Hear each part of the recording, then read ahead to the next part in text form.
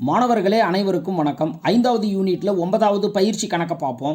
ஆனந்த் மற்றும் சுமன் என்ற கூட்டாளிகள் லாப நட்டங்களை 3:2 என்ற விகிதத்தில் பகிர்ந்து வருகின்றனர். அவர்கள் சரண் என்பவரை 1/5 பங்கிற்கு கூட்டாளியாக சேர்த்தனர். அவர் அப்பங்கு முழுவதையும் ஆனந்திடமிருந்து பெற்றுக்கொண்டார். புதிய லாப பகிர்வு விகிதம் மற்றும் தியாக விகிதத்தை கணக்கிடவும்.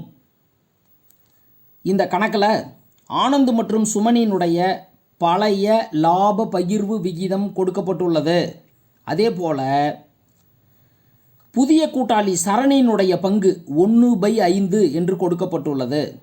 இந்த சரணினுடைய பங்கு முழுவதும் ஆனந்திடம் இருந்து பெறப்பட்டது. அப்போது ஆனந்தினுடைய தியாக பங்கு 1/5. இந்த கணக்கில் சுமன் அப்படின்றவர் எந்த பங்கையும் தியாகம் பண்ணுறது கிடையாது. இப்போ நான் என்ன பண்ண போகிறேன், இந்த பழைய லாப பகிர்வு விகிதத்தில் இருந்து கூட்டாளிகளினுடைய பழைய பங்குகளை கண்டுபிடிக்க போகிறேன். அதே போல் ஒருத்தர் மட்டும்தான் தியாகம் பண்ணுறாரு, இன்னொருத்தர் தியாகம் பண்ணுறதில்ல.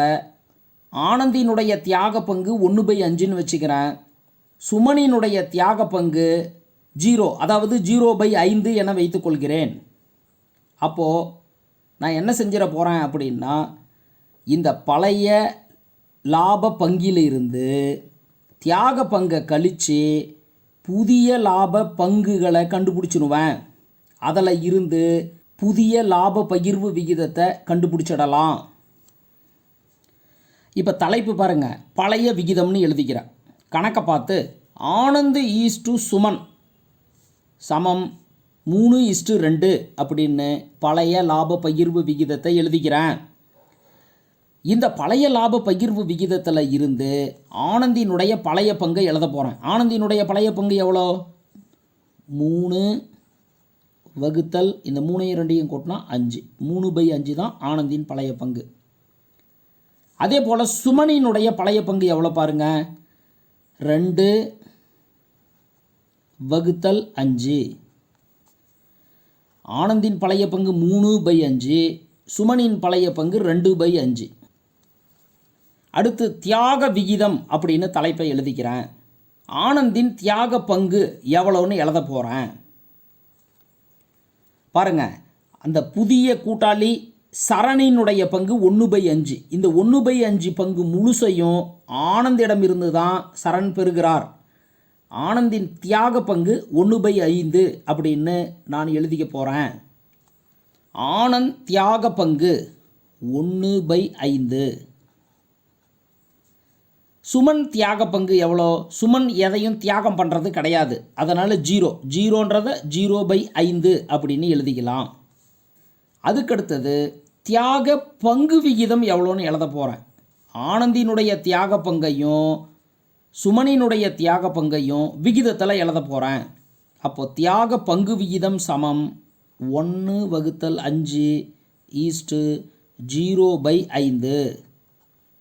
ஒரு விகிதத்தில் வகுத்தலில் ஒரே மாதிரி நம்பர் இருந்தால் அதை விட்டுவிடலாம்.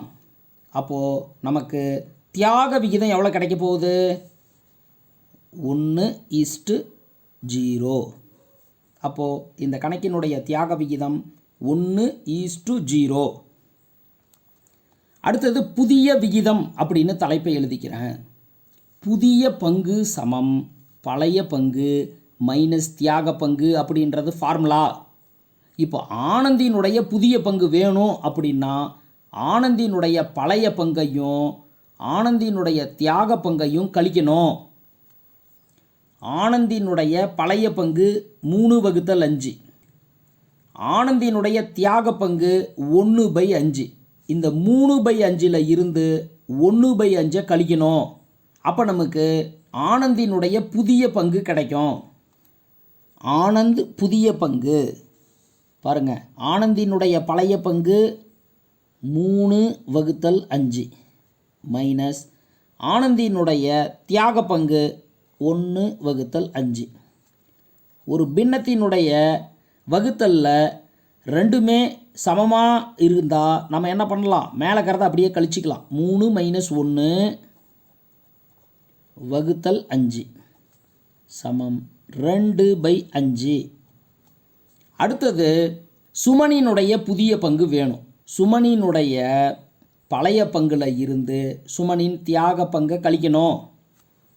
பாருங்கள், சுமன் பழைய பங்கு 2/5. சுமன் தியாக பங்கு 0 தான் 0/5ன்னு எழுதி வச்சிருக்கிறோம்.